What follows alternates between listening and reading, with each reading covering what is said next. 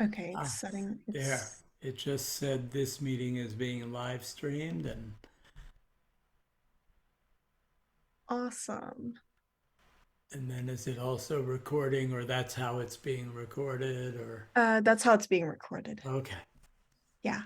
So, welcome everyone to tonight's event. We have Shana here to talk to us about her gender identity and autism journey, and also a little bit about how she's a musician.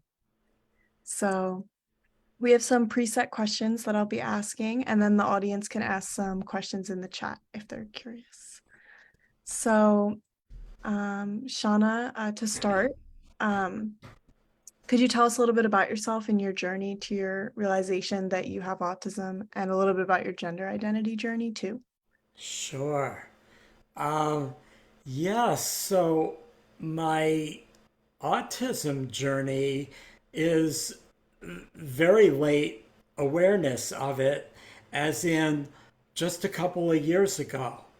Although when I started to figure things out, I felt that I mean, I had wondered about it maybe a couple of decades before, but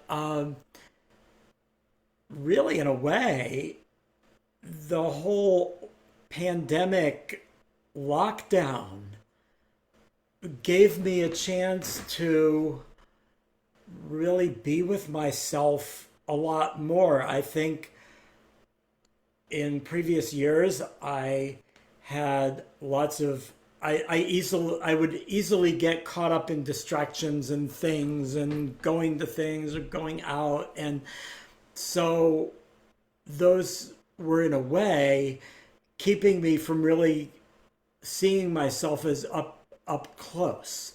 And the other thing that had happened that it was about 4 years ago, I had developed a daily, or as daily as it can be, sometimes it's not daily, spiritual practice of chanting.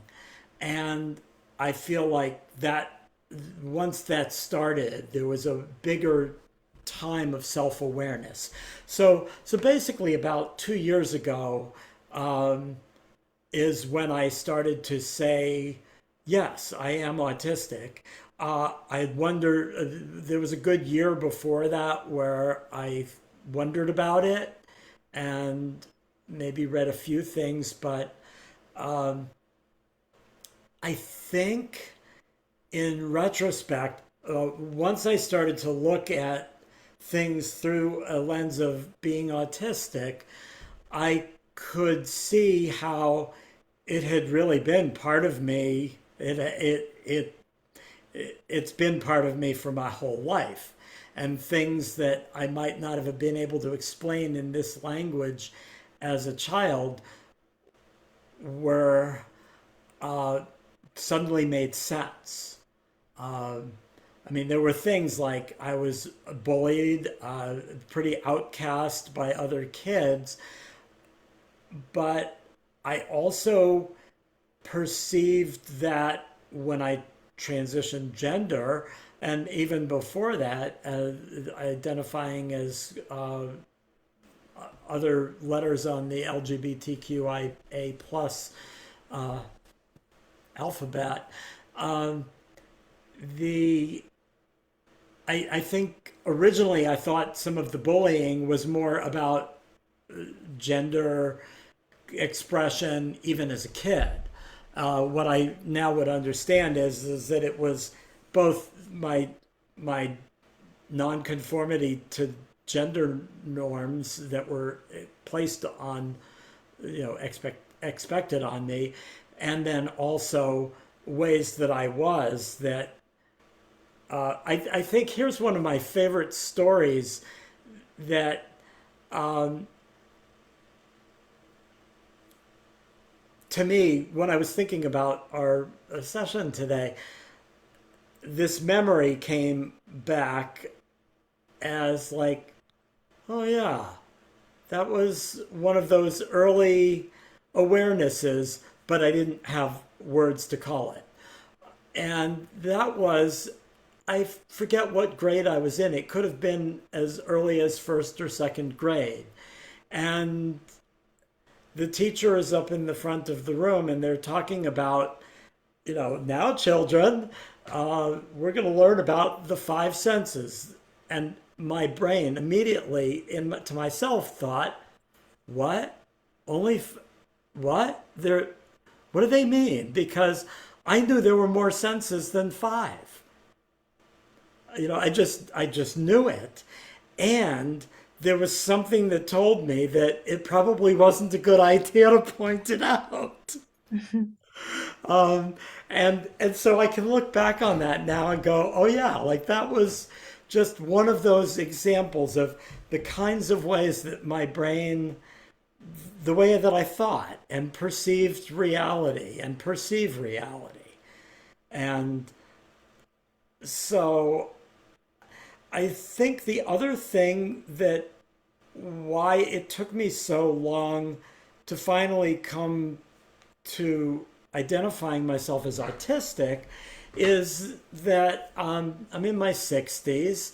And so when I was growing up, there the stereotypes of what that meant didn't look like how I was acting. I think both gender wise and neurodivergence, I am, was, and probably still am highly masking. Although in the last couple of years, part of my own awareness of being autistic is unmasking and seeing who am I really. But I certainly didn't fit the stereotypes. And here's an interesting thing because I didn't fit the cis male stereotypes of autism, and in the last couple of years, as I've been reading a bunch, I come to understand that it's pretty natural for somebody who is trans to for their autism traits to be more along with the gender they identify as opposed to the identity or to how they were assigned at birth. So there was that piece of it, and then I mean, I think when I really started to become aware of autism was probably in the last couple of decades, um, when I would hear more about Asperger's. And I don't use that term myself because I've learned about, the Nazi history and everything. But I also, I think I remember when I actually did first hear that identity or that diagnostic term, I did wonder about it because, but then I remember thinking, oh, but I'm not like that, and I'm not like that, and I guess that's one of those places of how um, I can take things somewhat literally.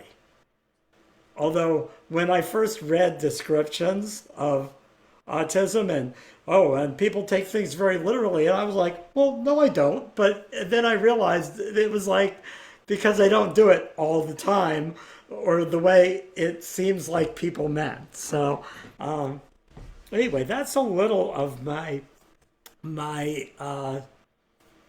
the story of figuring myself out, and and as soon as I figured out that I am autistic, it was an absolute hyper focus.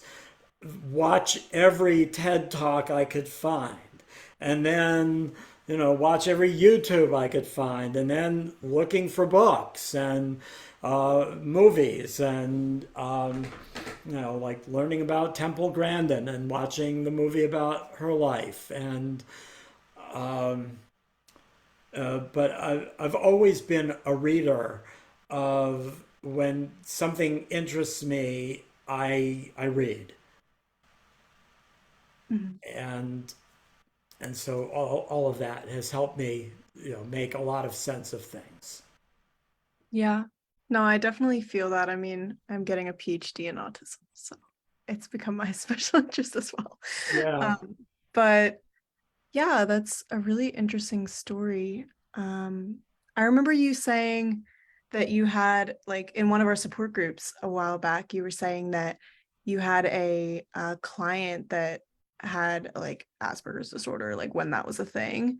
Um, and you were saying that you like I can't remember the story exactly, but that you like kind of identified with the client a little bit. Yeah, well, like it was in my professional, I do music lessons and stuff, and so um, the person wanted me to know that their kid that I was going to teach uh, was Asperger's, and and he explained a little bit about it, and I said, well, okay, fine. And I didn't know anything about it, and so I didn't do anything different as a teacher than I always do, which was to just meet the person where they are, which is how I teach. Like as I developed into being a teacher, I quickly realized that the way people said you were supposed to do it didn't fit for me. And I'm very focused on the individual person. And so if I'm teaching something a certain way and they don't get it, I don't think like, oh, why aren't they getting it? I sometimes just look to myself and go, oh, well, let me try explaining this a different way. Yeah. So at any rate, here was an interesting thing. I'm not sure if I'm saying her name right.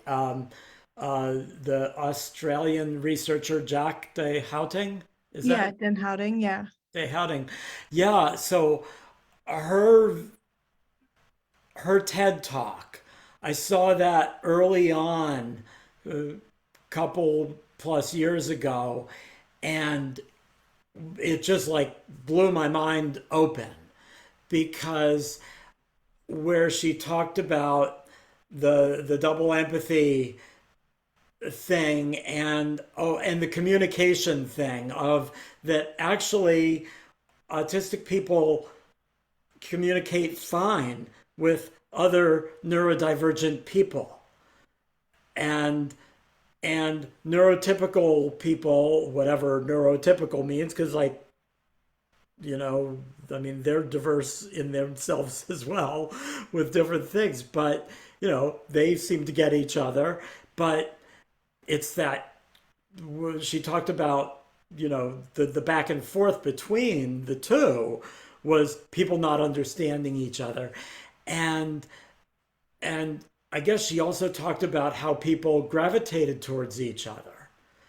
And I started to realize that a lot of the students that I have gravitated towards me even before I necessarily knew I was autistic. There was, and maybe they're not autistic, but maybe they're neurodivergent in another way, whether it's ADHD or whatever else things, but that they got me and I got them. And so I think that's how I've seen this in a professional capacity is that I think a lot of the people that I know and or have known or have been close to um, very well are or could have been neurodivergent, even if they didn't know it at the time and I didn't know it at the time. That we all just sort of found each other. I mean, it's not dissimilar to my the connections that I feel with other LGBTQIA plus people. Yeah, for sure. And I've heard that said a lot that neurodivergent people kind of find each other and like even looking back on my own life, I'm like all of my friends I've ever had were like low-key neurodivergent, even if they didn't know it. Yeah. Like, like you just kind of look back and you're like, there's something quirky going on there. But Yeah. um, yeah, so I know this isn't one of our preset questions, but I was just wondering, what like moment did you know you were autistic? Like, were you watching a video on autism, or were you just thinking about autism, or what was like the pivotal moment for you? Well, I was thinking about it and wondering about it, and is there a pivotal moment? I It's okay wonder. if you can't answer because it's happened No, a lot, but well, I started to talk with other autistic people. Um, actually, no, I there. It's not maybe not like a moment, but uh, uh, working a lot in the queer community and the queer religious community. Along with various things that I do musically. I am a music director at a Unitarian Universalist church, and although church isn't in its name, but um, I started to get involved online during the pandemic with groups of queer and trans and non-binary UUs. And also Jewish people in other circles. And in all of these, it seemed like every other person, or more than every other person, was also identifying as autistic or ADHD or neurodivergent in other ways. And I was noticing that I felt very connected to everybody, not just as fellow queer people. That and it was primarily more.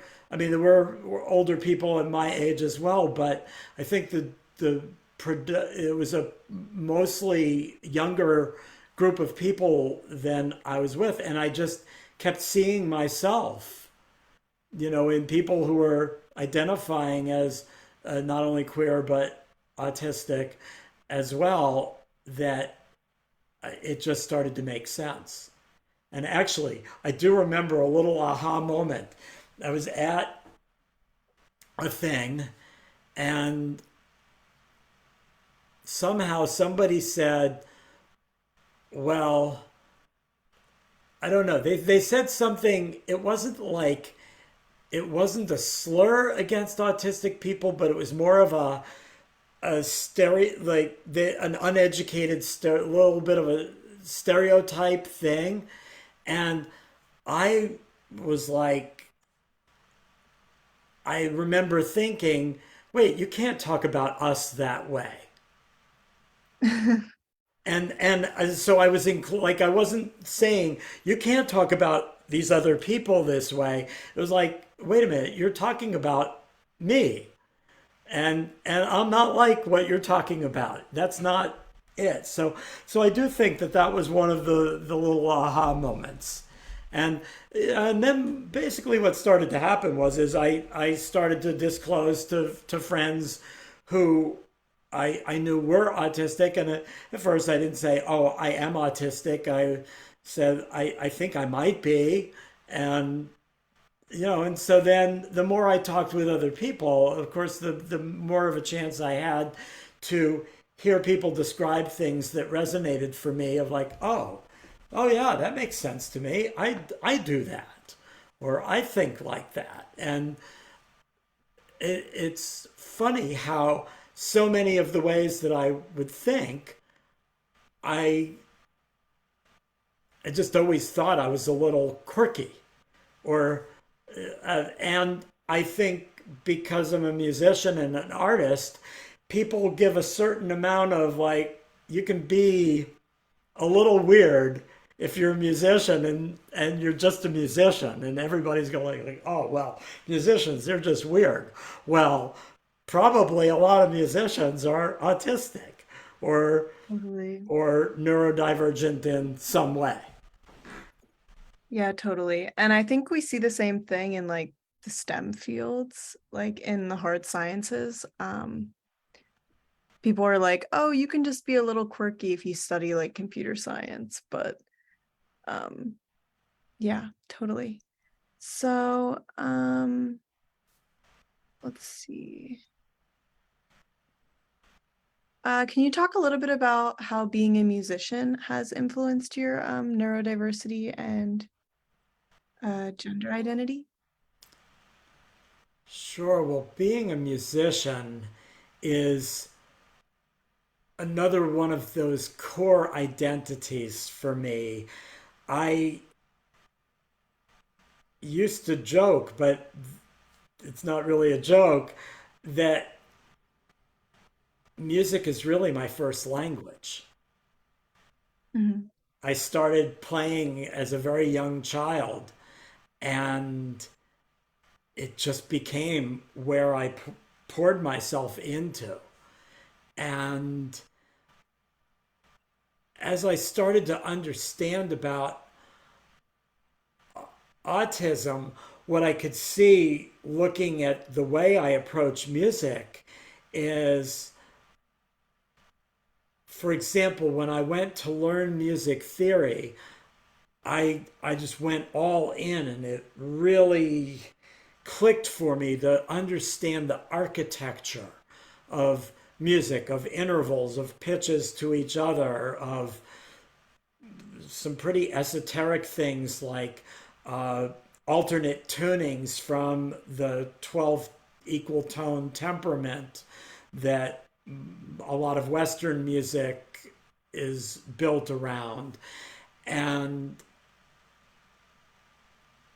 an interesting thing as a high school student, when I took the SATs, I always did better in subjects like English or art, uh, because I liked to read, and and because in art I could just do whatever I wanted to do.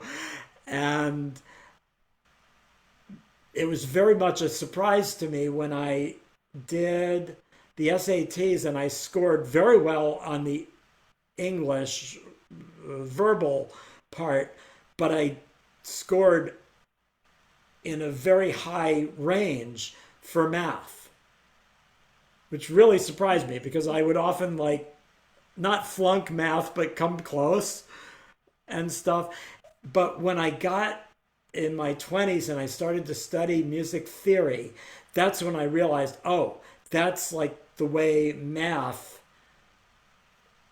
works for me. It's not so much number math as much as pattern type things. Like I hear music as little melodic patterns and things that, you know, it takes the same pattern and it jumps it up a fifth, which will mean nothing to anybody except if they're a musician listening and watching. But it's the same pattern. And I very quickly perceive patterns in music and enjoy patterns in music and have often composed things to patterns that I would find like a melodic pattern. So it very much does. My autism definitely expresses itself in my musical creativity. It also comes out in songwriting and poetry, in that sometimes the sound of words to me can be musical, or the rhythm of the words, or the rhyming of the words. So I think I'm very much a pattern kind of thinker. So that would be how that expresses musically. Where it expresses in the gender identity uh, and also sexual orientation pieces is, so I haven't talked a lot about it. We were doing this in Pride Month, so to talk about the trans piece of things, the queer piece of things, is so I came out to myself as trans in 1993, 30 years ago now, in the spring, and and started to transition right then. And I was living in a rural area in Virginia at the time, which was not a great place to be transitioning. And uh, then again, it was the early 90s and things weren't what they are now. Not that now is great in a lot of ways either, but there was like there wasn't much internet yet and things like that. There were like email groups. I think I remember finding some group in Washington D.C. and I lived an hour and a half away, and I would drive into D.C. to meet with other trans women and occasionally trans men, but I think there was separate, or at least the group that I had first found was predominantly trans women.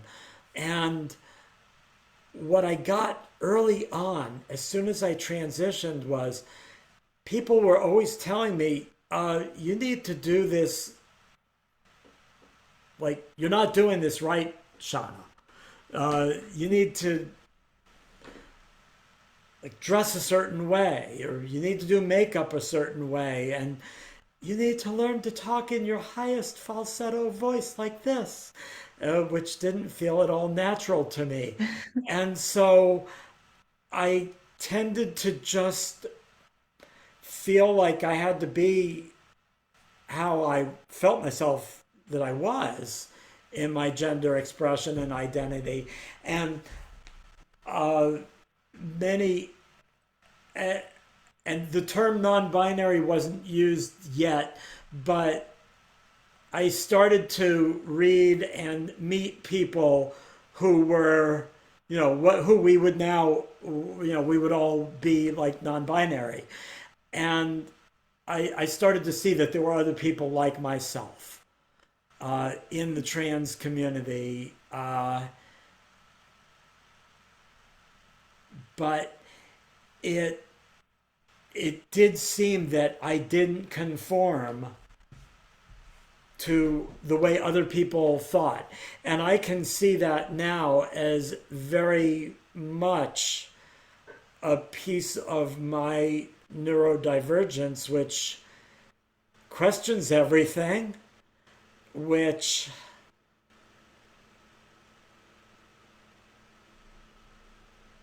like rules. Who says? Why is this a rule? Right. And I guess I really felt very early on that while the box that I was assigned did not fit at all, I also found that I didn't fit the box labeled F in ways that people thought I was supposed to. Yeah, that must have been really hard. Oh, thank you. It had its moments sometimes. I think like, but I found my tribe. I found other people uh, who would use words like gender queer or gender fluid or uh,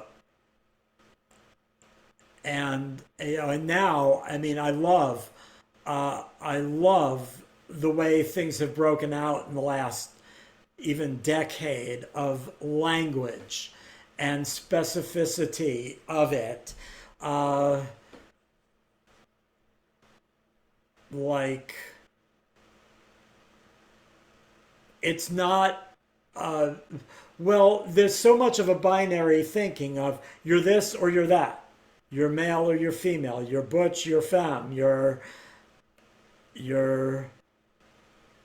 autistic. You're neurotypical.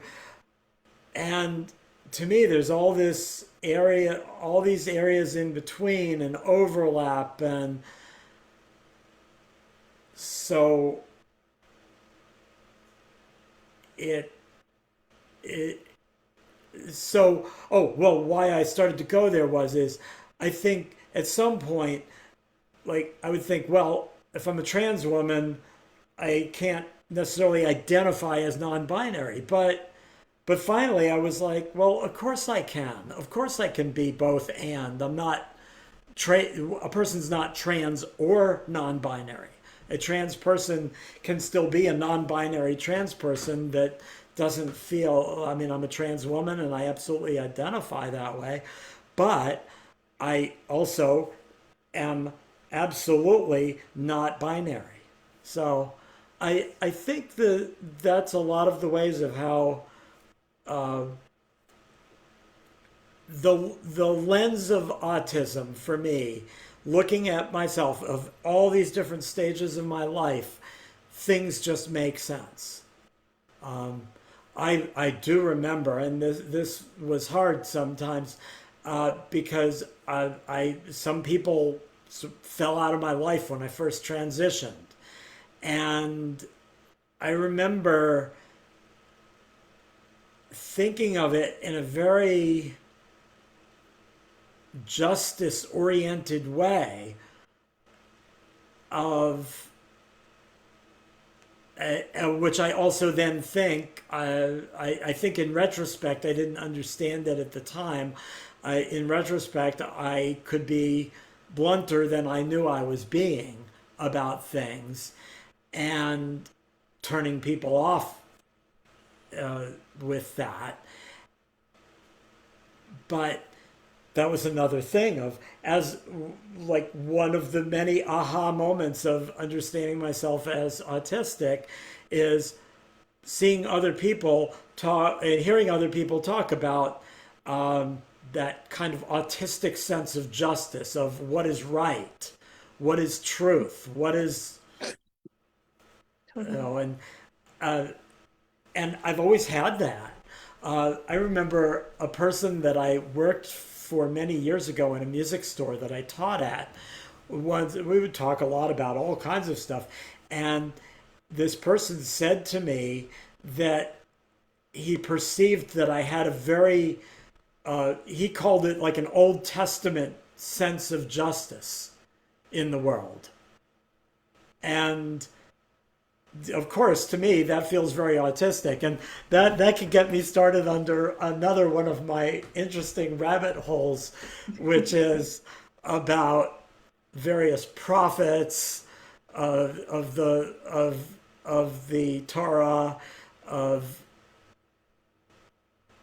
and of like some of them just had to be autistic, and uh, and it's also something I've been exploring in recent years. I am very interested in Judaism. I was born into a secular family. Like I just knew the couple of main holidays like Hanukkah and Passover, and didn't do much beyond that except know that these holidays existed. I was more Jewish by culture, but as an adult, I've become more Jewish in my spiritual path, and and why I just went there was is that there are some ancient Mishnah texts that talk about multi genders 2,000 years ago that I learned about 10 and 12 years ago or so, a dozen or so years ago, that just caught my interest because the ancient Judaism recognized that there was more than two genders, and and of course had to figure out the questions of, okay, how do we deal with this? Does this person do things that are male or they do things that are female?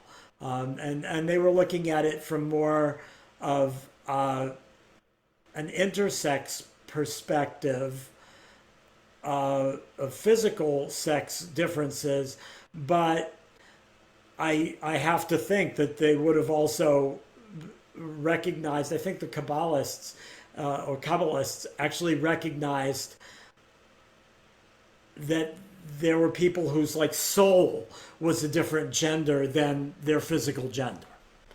And so recently, I've become interested in through some studies of Jews who are looking at scriptures from a disability justice perspective, um, has helped me to start to see the existence of neurodivergent people in ancient Jewish culture, and of course in others. I had a very interesting aha not that long ago.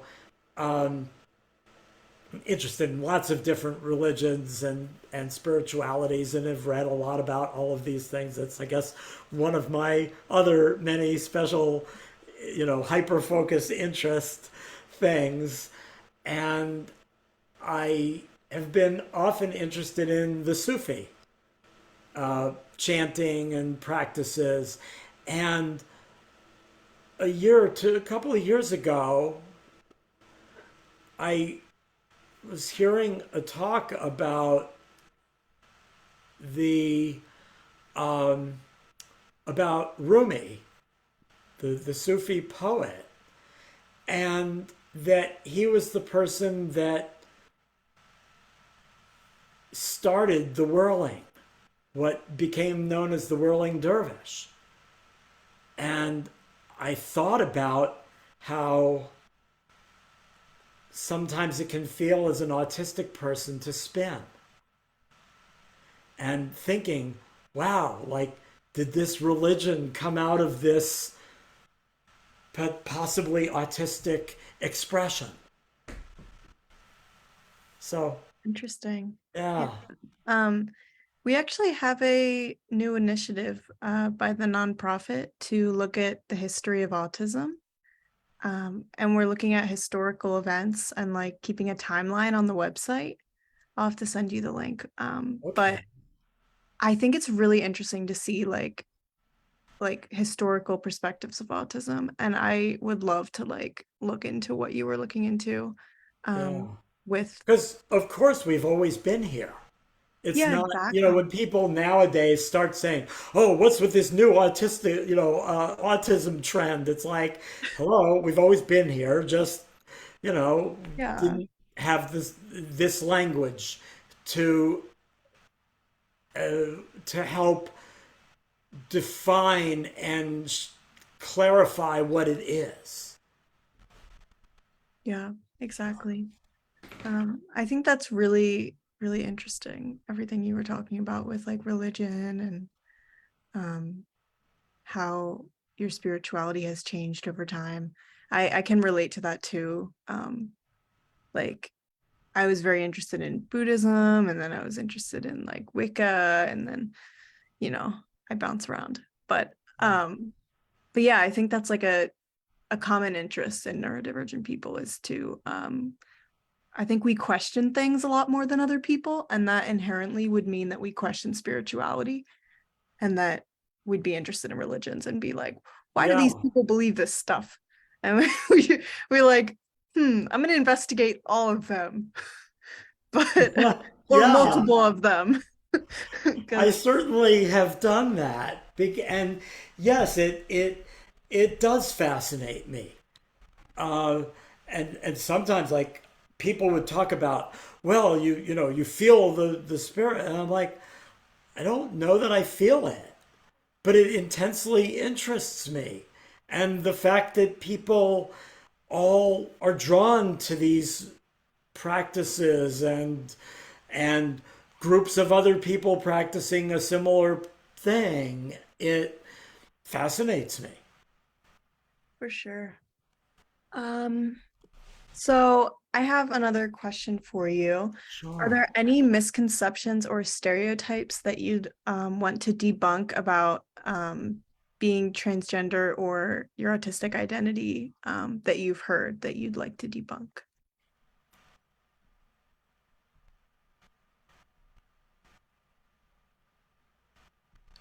Yeah, like all of them.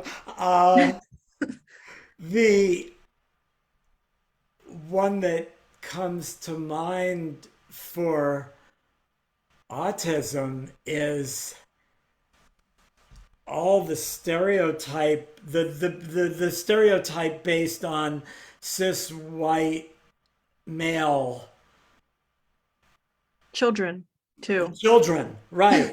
And and and who and wealthy. exhibit only certain of traits. Like I remember early on thinking, well, I don't have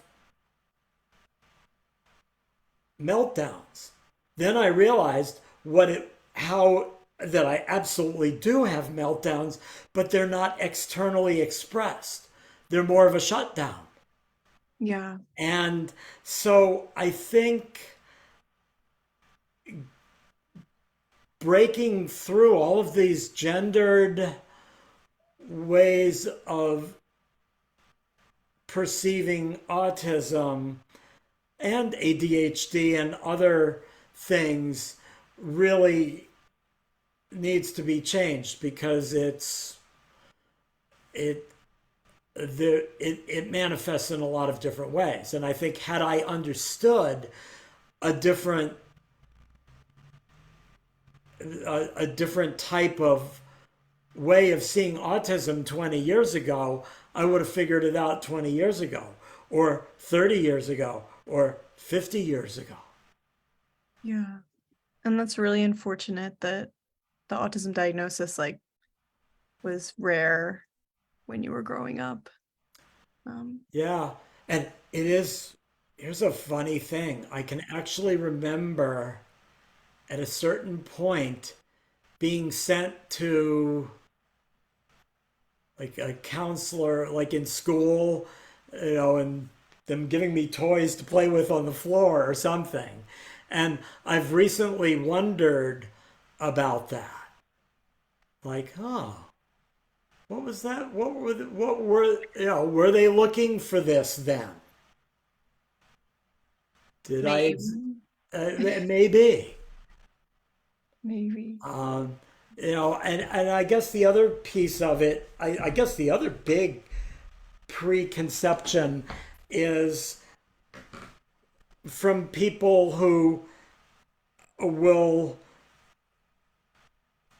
say, well, you don't seem autistic because, well, no, I don't, because I learned how to mask really, really well for decades, like for my whole life. Um, and I Mhm. guess what stereotypes with this in gender would be that things aren't binary. And I think like I want to see autistic and other neurodivergent people have the chance to understand that, for example, if their gender expression is not fitting neatly into what people think, that maybe it's because of an intersection of neurodivergence and gender, non-binary or sexual orientation things. That so I think in all of it, all of these stereotypes, with trans, I mean, uh, it's all tied in. I think in trans of white trans people. And then so expected ways of being trans are ways white people expect trans people to be. So, like I said, it's really like all. Like I could just keep going on this. Yeah, yeah, it's really unfortunate. It's like you think of the most like privileged person in society, and that's like what everything is based off of. Yes. And it's just like that's not the reality for most people. Yeah. Um, yeah. Are there any specific events, organizations, or initiatives that you recommend for Pride Month for autistic individuals that are gender diverse or gender nonconforming? I do. Although it stopped for the summer months, uh, but I'm part of a group called Uplift, which is through the UUA Office of Multicultural and uh, of oh, now I'm spacing on the full name, um, ministries, and we do a trans and non-binary monthly gathering for anybody that's trans or non-binary, and it's under the Unitarian Universalist umbrella, but a person doesn't have to be a UU to come. Many are, but not all are, and that would be something that I would uh, and it's neurodivergent friendly. There are people who are part of that.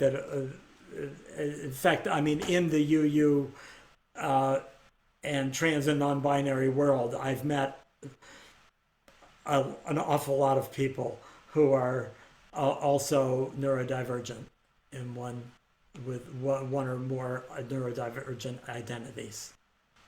Yeah. Um, Another question I have is, do you find more belonging in the autistic community or in the LGBTQIA plus community? Or do you find more in the intersection? Like you find yourself relating more with people who are both neurodivergent and in that community, in the queer community, Yes. or which one is? Yeah, well, I mean, I do feel I always have felt like I'm home when I'm in queer community, for sure, and and I feel at home when I'm in neurodivergent community spaces, and I also feel at home when I'm in spiritual spaces, like UU or Judaism, kind of earth-based Judaism. But when all three of those intersect, like when I'm in a space and it's like queer, trans, Jews, many of whom are also neurodivergent, like then I'm like really, really, really home. Yeah. So yes, it's like the more of the intersections there are, I think the more the more can just the more layers of connection. But it isn't to say that I can't feel very connected even with people in the neurodivergent community or although I think spaces where I also feel more comfortable tend to also have the intersection of social justice. Yeah. So like as I in the last few years have understood myself as being autistic, I've also very much connected with disability justice uh, folks Mm. and some groups and stuff. Yeah, for sure. And I just keep thinking about the history stuff that you brought up about like ancient Judaism, and I think it would be um really cool to look into that, maybe with the nonprofit. If you Sure, maybe you could send along any resources you have and I could just look into it. sure. But maybe we It could would write a be blog awesome. post. Be awesome to study more of that. I mean, it has become a little, one of those things that's in my mind of looking for any connection that I find on it. So, Yeah. and and and Okay, so you mentioned earlier Buddhism. I got interested in a lot of kirtan chanting, and was one of these people like I could never learn to meditate. I just couldn't do it. Could not sit there and quiet this mind. Mhm. And then I found chanting, and I found that I could access those things more, not easily, but that I could access that through chanting. And in a way, isn't a mantra, whether we're singing the mantra over and over again or doing the mantra with the mala, like, isn't that kind of a stem? Or not kind of like, I mean, isn't that, it's a stem.